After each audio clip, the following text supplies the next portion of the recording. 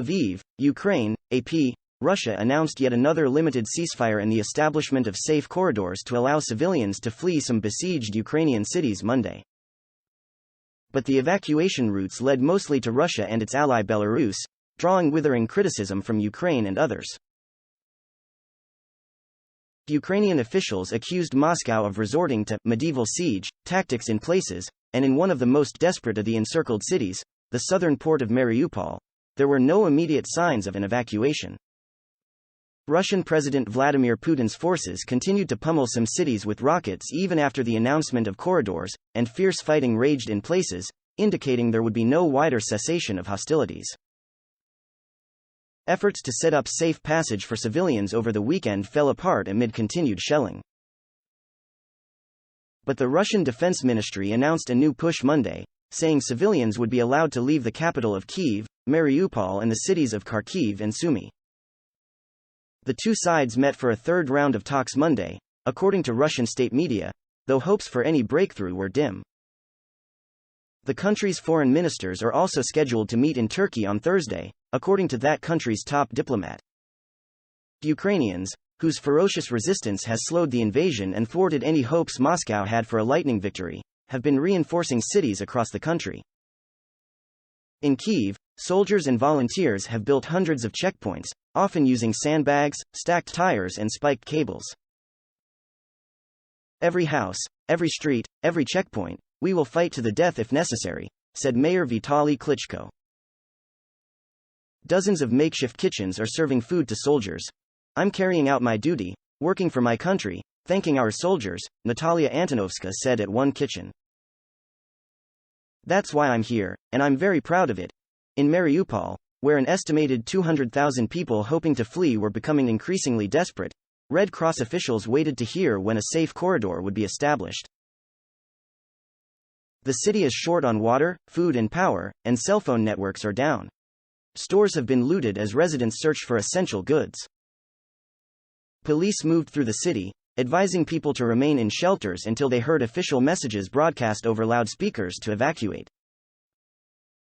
Hospitals in Mariupol are facing desperate shortages of antibiotics and painkillers, and doctors performed some emergency procedures without them. The lack of phone service left anxious citizens approaching strangers to ask if they knew relatives living in other parts of the city and whether they were safe. At the International Court of Justice at The Hague, Netherlands, Ukraine pleaded for an order to halt Russia's invasion, saying Moscow is committing widespread war crimes and resorting to tactics reminiscent of medieval siege warfare. Russia snubbed the proceedings, leaving its seats in the Great Hall of Justice empty. Well into the second week of the war, Russian troops have made significant advances in southern Ukraine and along the coast, but other efforts have become stalled, including an immense military column that has been almost motionless for days north of Kyiv. The battle for Mariupol is crucial because its capture could allow Moscow to establish a land corridor to Crimea, which Russia seized from Ukraine in 2014. The fighting has sent energy prices surging worldwide and stocks plummeting, and threatens Tychy food supply and livelihoods of people around the globe who rely on crops farmed in the fertile Black Sea region. The UN Human Rights Office reported 406 confirmed civilian deaths but said the number is a vast undercount.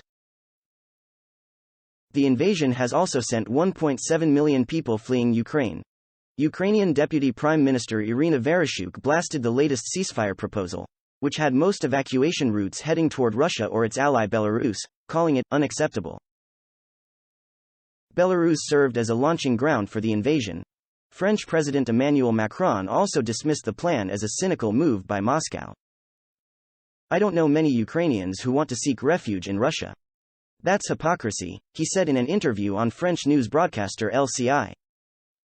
The Ukrainian government instead proposed 8 routes allowing civilians to travel to western regions of Ukraine where there is no shelling. Earlier, Klitschko said in a Telegram video address that fierce battles continued Monday in the Kyiv region, notably around Bucha, Hostomel, Vorzel and Irpin. In the Irpin area, which has been cut off from electricity, water and heat for 3 days, witnesses saw at least 3 tanks Monday and said Russian soldiers were seizing houses and cars.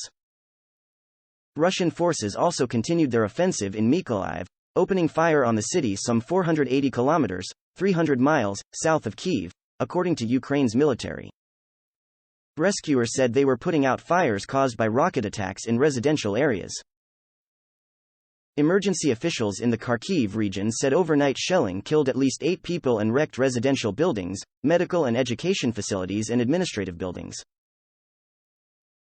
Russia continues to carry out rocket, bomb, and artillery strikes on the cities and settlements of Ukraine, Ukraine's general staff said, repeating accusations that Russia has targeted humanitarian corridors. Russia has grown increasingly isolated in the face of punishing sanctions. The ruble's value has plunged, and the country's extensive business ties with the West have been all but severed. Moscow has also cracked down on independent reporting on the conflict and arrested anti-war protesters en masse. On Sunday, more than 5,000 people in 69 cities were detained, according to rights group OVD Info, the highest single-day figure since the invasion began. Ukrainian President Volodymyr Zelensky called for more punitive measures, including a global boycott of Russia's oil exports, which are key to its economy. If Russia doesn't want to abide by civilized rules, then they shouldn't receive goods and services from civilization, he said in a video address. Russia's invasion has nearby countries terrified that the violence could spread. U.S. Secretary of State Antony Blinken on Monday began a lightning visit to the 3 Baltic states of Latvia, Lithuania, and Estonia, former Soviet republics that are NATO members. Blinken hoped to reassure them of the alliance's protection. The West has rushed weapons to Ukraine, but NATO has shown no interest in sending troops into the country and has rejected Zelensky's pleas to establish a no-fly zone for fear that could trigger a wider war.